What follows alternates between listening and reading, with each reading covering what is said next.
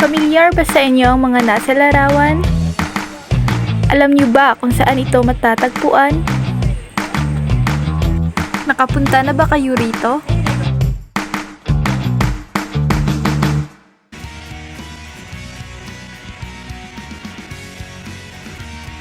Ang Rehiyon 7 na kilala rin bilang Central Visayas ay binubuo ng 4 na lalawigan: Bohol, Cebu, Negros Oriental at Siquijor.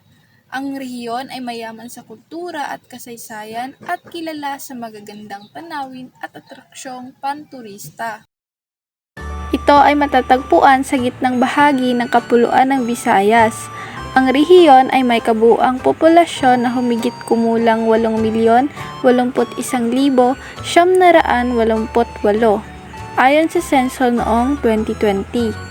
Ang rehiyon ay napapalibutan ng Visayan Sea sa hilaga, Camotes Sea sa silangan, Bohol Sea sa timog at Tanon Strait sa kanluran.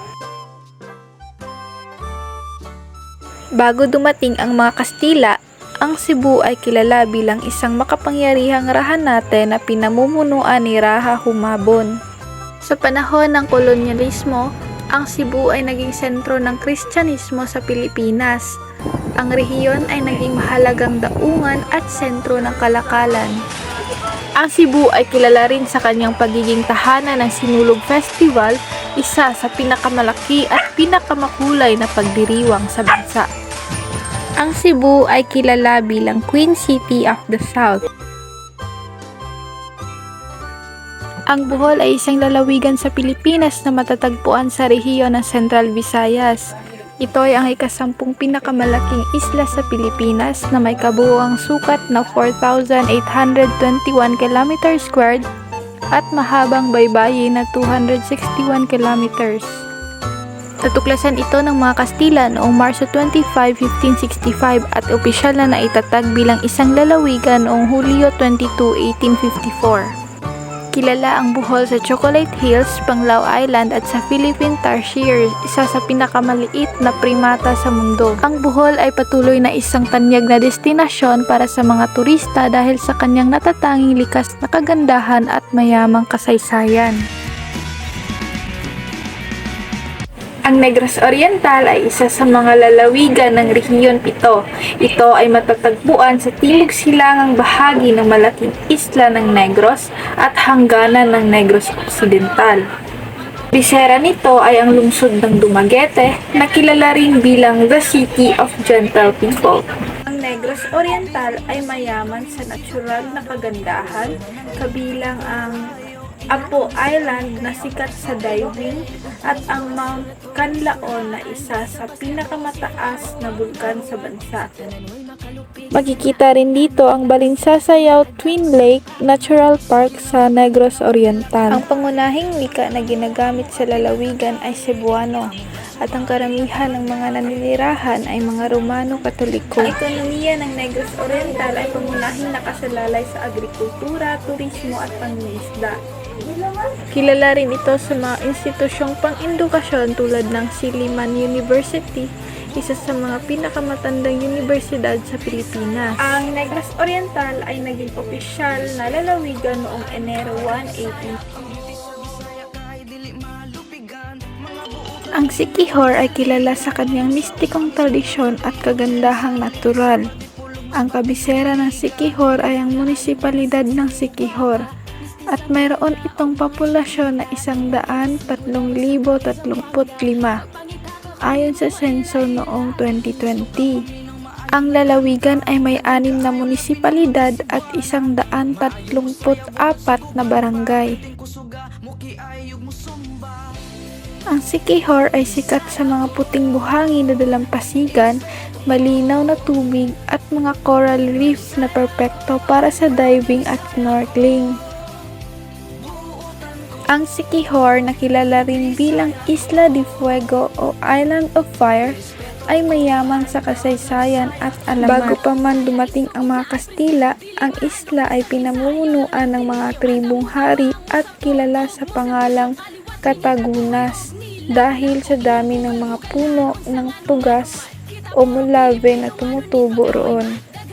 Nang dumating ang ekspedisyon ni Miguel Lopez de Legazpi noong 1656, ang isla ay pinangalan ng Isla de Fuego dahil sa dami ng mga alitaptap na nagpapaliwanag sa mga puno ng lave tuwing gabi.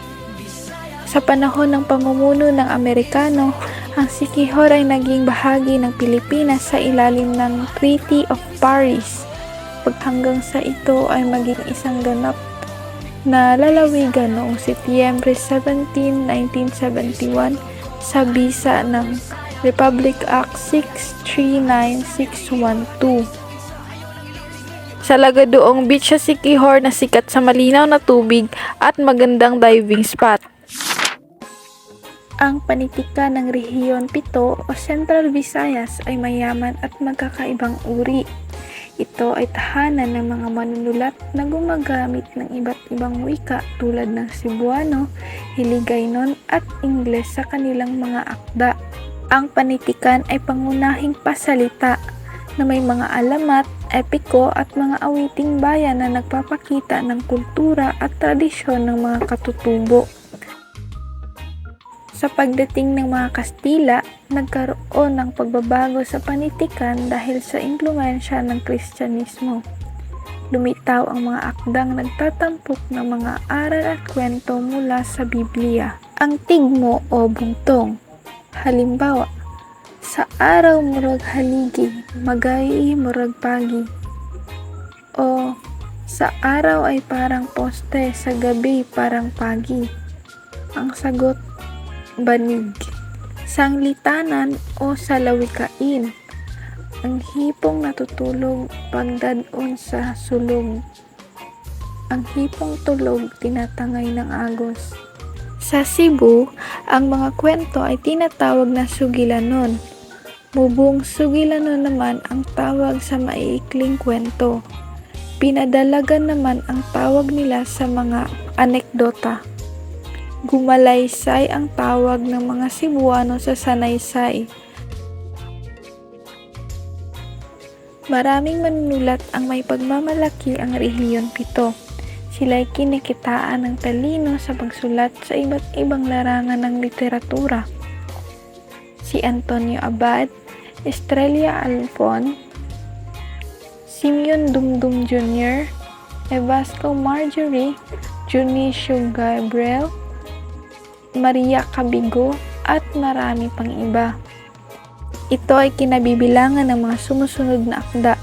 Si Kalak at si Kavay, isang alamat ng paglikha ng Visayan, alamat ng Dumaguete, Our Pride na isinali ni Juliet Bisamonte, The Clay Pipe ni Marcel M. Navarra. Ang mga akdang ito ay ilan lamang sa mga halimbawa ng mayamang tradisyon ng panitikan sa rehiyon na nagpapakita ng iba't ibang aspeto ng kultura ng Central Visayas.